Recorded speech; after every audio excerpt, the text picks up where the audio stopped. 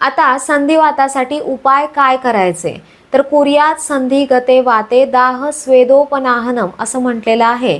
म्हणजेच वातासाठीचं सर्वात श्रेष्ठ औषध तेल आहे. हे मी तुम्हाला बऱ्याच व्हिडिओमध्ये सांगितलेलं आहे. त्याच्यामुळे निरुपस्तंभित निराम संधिवातामध्ये थोडंसं तेल कोमट करून ते सांध्यांच्या ठिकाणी हलक्या हाताने लावलं गेलं पाहिजे, ज्याच्यामुळे तिथला धातुक्षय भरून निघेल. आता तेल कोणतं वापरायचं, तर तिळाचं तेल हे सर्वात श्रेष्ठ आहे, ते तुम्ही वापरू शकता. किंवा इतर औषधी सिद्ध तेल आहेत, जसं महानारायण तेल, नारायण तेल, बला तेल, तर अशी औषधी सिद्ध तेलं तुम्ही वापरू शकता.